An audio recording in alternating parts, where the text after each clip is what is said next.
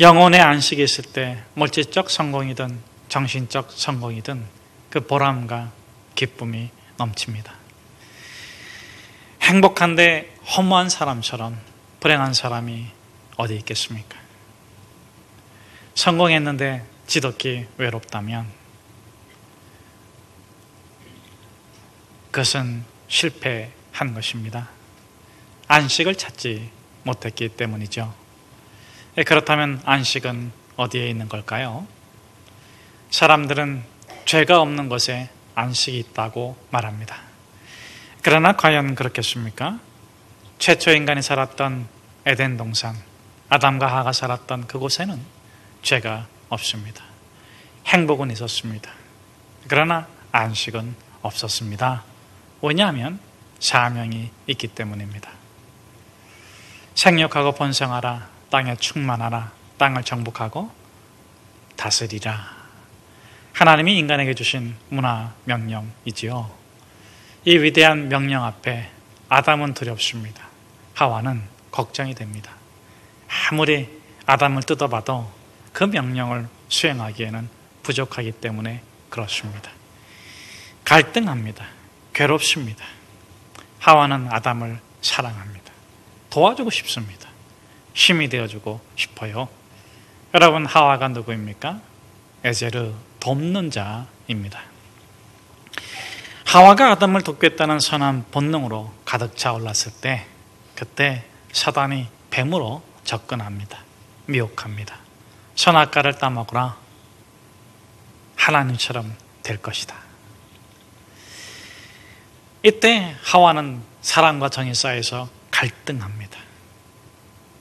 마침내 정의를 버리고 사랑만 선택합니다. 선악과를 따먹고 아담에게도 줍니다. 아담이 타락했습니다. 아담이 하와를 지독히 미워합니다. 정의를 빼먹은 사랑은 지독한 증오가 됩니다. 돕는 것은 좋은 것입니다. 그러나 말씀을 어기면 도움이 독이 될 수도 있습니다. 진정 남편을 사랑한다면 말씀대로 도와야 합니다. 진정 아내를 돕고 싶다면 말씀대로 살아야 해요. 정말 우리가 자녀들을 올바르게 키우고 싶다면 말로 가르칠 수 없습니다. 아이들은 우리의 말대로 자라지 않습니다. 부모의 뒷모습을 보고 자라납니다. 말씀대로 살아야 합니다. 그러면 말씀이 자녀들을 가르칠 것입니다. 에덴의 행복은 있었지만 안식은 없었습니다. 사명 때문입니다. 사명을 마치는 날, 우리가 모두가 사명을 마치는 그날, 하나님께서 제7일에 안식하셨던 것처럼 우리가 영원한 안식에 들어가게 될 것입니다. 이 땅에서도 마찬가지입니다. 안식은 없습니다. 그러나 사명을 따라 살아갈 때 영원한 안식을 맛보며 우리의 영과 우리의 몸이 거룩한 기쁨으로 충만할 수 있습니다. 그러므로 주님께서 우리에게 안식의 길을 말씀해 주십니다. 하늘과 땅의 모든 권세를 내게 주었으니 너희는 가서 모든 민족에게, 모든 족속에게 내가 너에게 분부한 모든 것을 가르쳐 지키게 하라. 아버지, 아들과 성령의 이름으로 세례를 주라. 보라, 세상 끝날까지 내가 너희와 함께 하리라. 어렵고 힘들어도 사명의 길을 걸어갈 때 거기에 참됨과 의미와 보람과 거룩한 기쁨이 있습니다. 둘째, 사람들은 죄를 안 지으면 안식에 들어갈 수 있다고 말합니다. 그러나 죄를 안 짓는 사람이 있을까요? 여러분, 한번 옆에 있는 분들을 한번 이렇게 바라보십시오. 저도 한번 바라보시고, 네. 여러분, 이 세상에서 죄를 안 짓는 사람이 있겠습니까? 에덴의 아담과 하와도 죄를 지었습니다. 이것이 의미하는 바가 무엇입니까? 첫째, 죄 없는 곳에서도 죄를 짓는 것이 인간의 본성이다 하는 것입니다. 둘째, 만 가지 죄 때문에 지옥 가는 것이 아니라 단 한 가지 죄 때문에 안식을 빼앗기는 것이 인간입니다. 자연의 법칙이고 삶의 법칙인 것입니다. 하물며 공정권세 잡은 자 사단마귀가 지배하는 이 세상에서 아담과 하와가 에덴에서도 죄를 졌는데 죄를 안 짓고 있는 사람이 있겠습니까? 나는 깨끗하다, 나는 죄가 없다, 이렇게 말하는 사람이 어쩌면 가장 지저분한지도 모릅니다. 아담과 하와는 에덴에서 쫓겨났습니다. 그러나 안식에 들어갔습니다. 선하게 살아서가 아닙니다.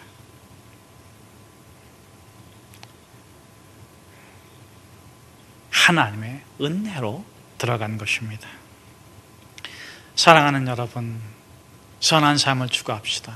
어려운 삶을 추구합시다. 정의로운 삶을 추구합시다.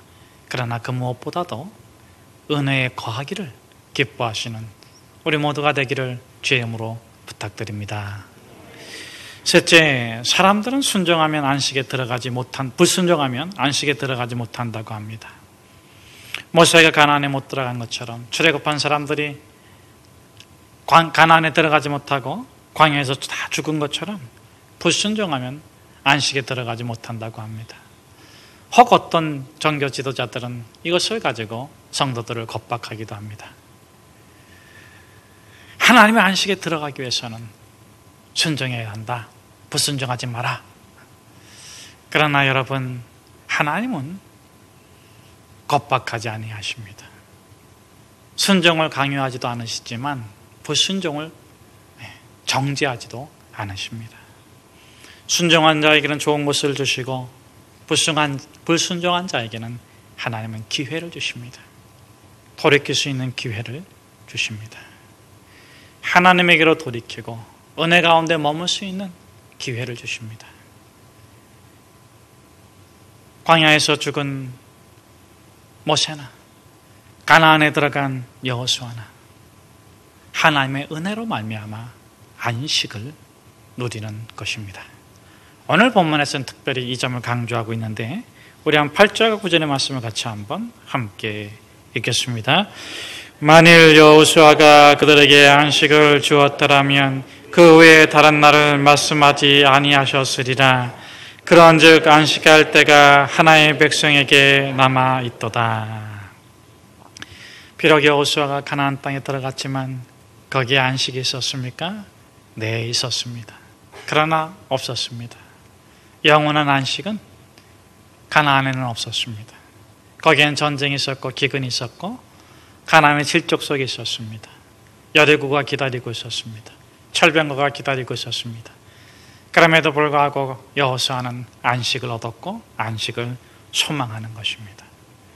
사랑하는 여러분, 그곳에 가면 문제가 없을 거야. 그곳에 가면 아픔이 없을 거야. 그곳에 가면 그렇지 않습니다. 이 땅의 삶에서는 가나안일지라도 고통도 있고 아픔도 있습니다. 그러나 우리가 진정 바라는 하나님의 영원한 나라가 도래할 때 그 모든 아픔과 치유와 고통들이 사라지고 우리가 참된 기쁨과 거룩함으로 영생복락하는 영광의 그날이 펼쳐질 것입니다. 그러므로 사랑하는 성도 여러분, 우리가 어떤 일을 당하든지 두려워하지 아니하고 무서워하지 아니하고 믿음에 굳게 섭시다. 진리 가운데 살아갑시다. 참된 안식을 주시는 하나님을 의지하고 예배할 때 우리가 거룩한 안식을 누리며 거룩한 나라를 소망할 수 있는 것입니다. 그래서 믿음의 사람들은 자신이 안식을 누리기보다는 안식의 도구가 되기를 기도했습니다. 주님, 나를 당신의 도구로 써 주소서. 미움이 있는 곳에 사랑을, 상처가 있는 곳에 용서를, 의심이 있는 곳에 믿음을, 절망이 있는 곳에 희망을, 어둠이 있는 곳에 빛을, 슬픔이 있는 곳에 기쁨을 심게 하소서. 오 거룩한 주여, 위로받기보다는 위로하며 용서받기보다는 용서하게 하소서. 우리는 죽음으로써 받고 죽음으로써 영생을 얻기 때문입니다. 오 거룩한 주님, 당신은 쓰러진 나를 일으켜 나보다 더 큰 나로 만들어 주십니다. 오늘 본문이 주는 교훈이 무엇입니까? 첫째, 소중한 것. 빼앗겨선 안 될 것을 빼앗기고 애통하고 분통하고 고통하는 자에게 하나님께서는 그 눈물을 닦아주시고 더 소중한 것을 주신다는 것입니다. 아담과 하와는 에덴을 빼앗겼습니다. 낙원을 빼앗겼습니다. 고통당하고 괴로운 삶을 살아갔습니다. 그러나 하나님께서는 그 아담과 하와에게 가죽 옷을 입혀주십니다. 그를 지켜주시고 그를 보호해 주십니다. 그리고 말씀합니다. 언젠가 사라질 이 에덴의 동산에 연연하지 말고 새 하늘과 새 땅에 이루어질 영원한 에덴을 바라보라고 말씀해 주십니다. 거절할 용기가 없다면 소중한 것을 지킬 수가 없습니다. 소중한 것을 빼앗아가는 것은 악한 것일 때도 있지만 때로는 더 좋은 것을 주겠다, 더 나은 것을 주겠다, 더를 주겠다는 욕심입니다. 나쁜 것과 맞서는 용기는 당연합니다. 그러나 욕심을 거절할 수 있는 거룩한 용기가 우리에게 필요한 것입니다. 여러분, 거절하는 용기는 어떤 용기입니까? 다른 사람을 거절하는 게 아닙니다. 상황을 거절하는 것이 아닙니다. 거절하는 용기란 자기를 지키는 용기입니다. 나는 나로서 충분합니다. 나는 나로서 행복합니다. 나를 창조하신 분은 전능하신 하나님입니다. 그 하나님이 나를 이 모습 이대로 창조했기에 나는 이 모습 이대로 행복합니다. 하나님이 완전하시기 때문에 부족한 나는 완전하게 살 수 있습니다. 하나님이 전능하시기 때문에 연약한 나는 무엇이든지 할 수 있습니다. 하나님이 존재하시기 때문에 다 알 수 없고 다 이해하지 못하고 때로는 눈물이 앞을 가리지만 나는 믿음으로 살 수 있습니다. 나는 거룩하게 살 수 있습니다. 나는 은혜로 살아갈 수 있습니다. 둘째, 복음의 교훈은, 본문의 교훈은 막연한 두려움을 버리라. 확실한 두려움으로 살아가라. 좀 의아하죠? 여러분, 막연한 두려움은 헛된 것을 붙잡게 하기 때문에 그렇습니다. 허망하고 허탄한 결과를 가져오게 됩니다. 그러나 정말 확실한 것, 진리를 두려워하고 하나님을 두려워하고 확실한 것을 두려워하면 말씀을 붙잡게 됩니다. 말씀과 씨름하게 되고 눈물을 흘리고 아픔의 길을, 광야의 길을 걸어가 망정 참된 것을 얻게 되는 것입니다.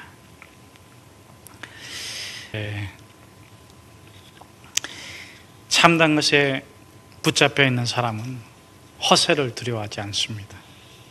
정말 두려워할 것이 무엇인지 알기 때문입니다. 정말 두려워해야 할 것은 두려워해야 합니다.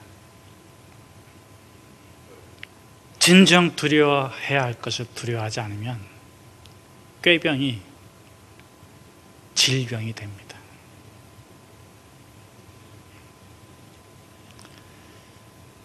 시험이 무서운 친구들은 시험 날만 되면 배가 아픕니다.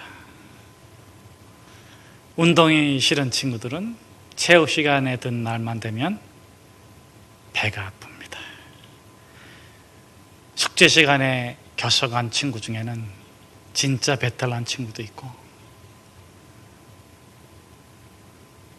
꾀병인 친구도 있어요. 그런데 이 꾀병이 어린 아이들에게만 있는 게 아니에요. 여러분, 어른들에게도 있습니다. 학자들의 연구에 따르면 만성적인 병을 앓고 있는 환자들, 그들의 특징이 막연한 두려움, 막연한 불안, 막연한 공포에 의한 병이랍니다. 몇 퍼센트일까요? 90%나 된다고 합니다. 이 막연한 불안, 막연한 두려움, 막연한 공포 때문에 병이 생긴다니까 참 놀라운 일입니다. 몸이 약해서 생긴 병이 아닙니다. 가난 때문에 생긴 병이 아닙니다. 불안에 떠는 것이 죽음에 이르는 병이 되는 거예요. 우리의 불안은 죽음에 이르는 꾀병입니다. 사랑하는 여러분, 우리가 두려워야 될 것은 사회 현상이 아닙니다. 자연재해가 아닙니다. 정말 두려워야 될 것을 두려워하지 않는 것입니다. 하나님을 두려워하지 않는 것, 말씀을 두려워하지 않는 것, 거룩함을 두려워하지 않는 것. 우리는 진정 그것을 두려워해야 합니다. 우리가 진정 그것을 두려워하면 사로잡히게 되어 있어요. 저는 저와 여러분이 하나님에 의해 사로잡히기를 축복합니다. 말씀에 의해 사로잡히기를 축복합니다. 가정에 사로잡히기를 축복합니다. 이 아멘이 작아지네요. 이 다음에는 아멘 안 할까봐 걱정이에요. 한번 보겠습니다. 아멘 하나 안 하나. 아내에게 사로잡히길 바랍니다. 네, 여자분들만 아멘 하시고 한 번 더 해보겠습니다. 남편에게 사로잡히기를 축복합니다. 네, 감사합니다. 네. 사랑하는 여러분, 정말 우리가 두려워해야 될 진리에 사로잡힙시다.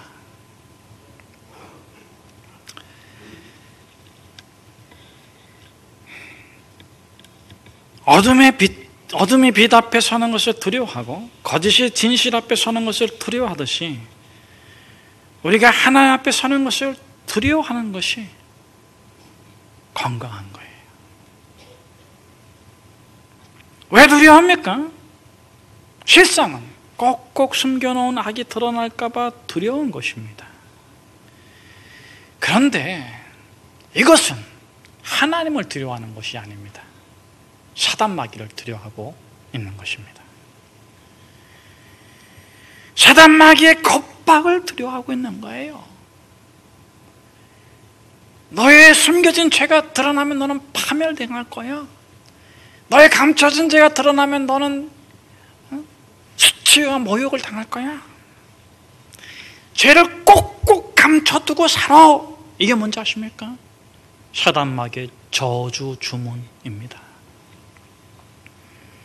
막연한 두려움 가운데 살아라.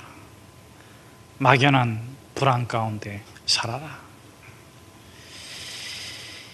전전긍긍하며 막연한 불안, 막연한 두려움으로 살기를 바라는 이 사단마귀. 여러분, 이 사단마귀를 예수 그리스도 이름으로 명해서 쫓아보내야 돼요. 내가 나서는 예수 그리스도 이름으로 명하니 사단마귀야 떠나가라. 우울증은 떠나갈지어다. 불안은 떠나갈지어다. 꾀병은 떠나갈지어다. 사랑하는 여러분, 말씀을 두렵지만 받아들이십시오. 그 말씀이 저와 여러분의 생각과 마음과 육체를 수술하도록,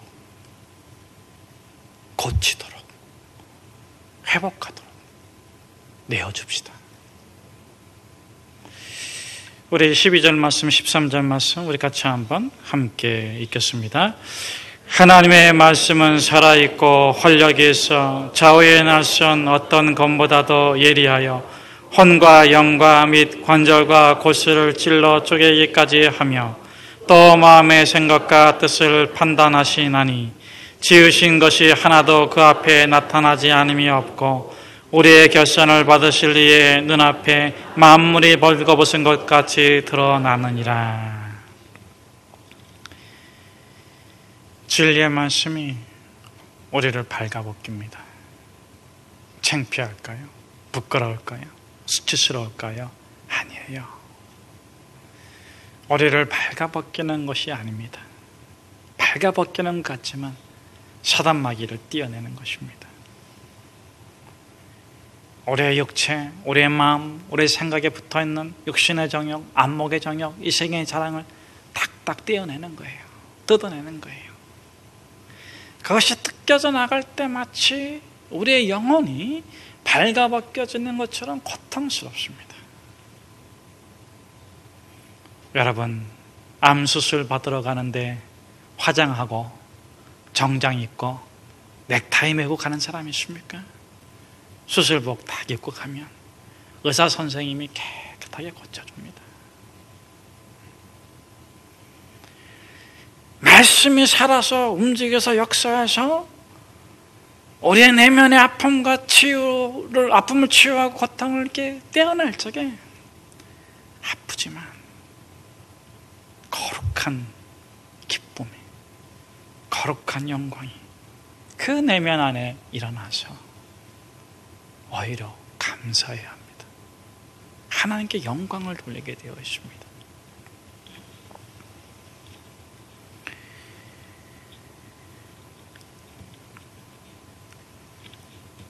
사랑하는 여러분, 말씀 앞에 발가벗겨집시다. 그러면 세상에 발가벗길 수 없는 사람이 됩니다. 말씀 앞에 발가벗겨집시다. 그러면 사단마귀가 발가벗길 수 없는 사람이 됩니다. 마음이 평강하고 마음이 형통하고 삶이 형통해질 겁니다. 말씀이 여러분을 발가벗길 때, 말씀이 우리를 발가벗길 때 두려워하지 마세요.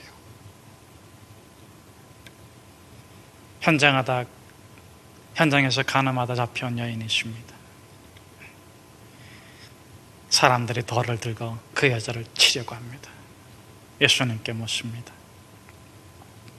율법엔 돌로 치라고 했는데 예수, 당신은 어떻게 해야 한다고 하십니까? 예수님께서 어떻게 하십니까? 땅에다가 글씨를 씁니다. 그 남자들의 죄를 발가벗깁니다. 남자들이 하나씩 둘씩 다 떠나서요. 죄를 발가벗김을 당한 것은 그 여인만이 아닙니다. 남자들도 발가벗김을 당했어요. 그런데 남자들은 예수를 떠나갔지만 그 여인은 예수 앞에 남아 있습니다. 너를 정죄하려는 자들이 어디 갔느냐? 다 떠나갔습니다. 여러분, 이때 예수님께서 이 여인에게 뭐라고 말씀하십니까? 나도 너를 정죄하지 아니하노니 다시는 죄를 범하지 마라. 이 여인은 죄는 발가벗겨졌는데 당당합니다. 예수 앞에 있기 때문에 당당합니다. 용서받았기 때문에 당당한 것이 아닙니다. 죄값을 치렀기 때문에 당당한 것이 아닙니다. 예수님께서 그 죄를 벗겨주셨기에 당당하고, 예수님께서 사단마귀를 벗겨주셨기에 당당하고, 예수님께서 그 여인의 과거를 벗겨주셨기에 당당하고, 예수 그리스도를 만나서 미래된 소망과 의지와 거룩한 용기가 생겼기 때문입니다. 이 진흙탕 같은 삶이지만, 온몸에 오물이 묻어있지만 의롭게 살 수 있다. 거룩하게 살 수 있다. 그 누가 뭐라고 해도 말씀을 따라 살아갈 것이다. 예배자로 살 것이다. 예수의 제자로 삶을 살아낼 것이다. 그 믿음이 이 여인에게 있었던 것입니다. 사랑하는 여러분, 오늘도 예수님께서는 우리의 어둠을 벗겨주시고, 우리의 상처를 벗겨주시고, 우리의 고통을 벗겨주십니다. 예수님께 우리의 영혼을 맡기고, 우리의 가정을 맡기고, 우리의 기업을 맡기고, 우리의 미래를 맡겨드립시다. 이 나라, 이 민족을 예수님께 맡겨드리는 저와 여러분 되기를 축복합니다.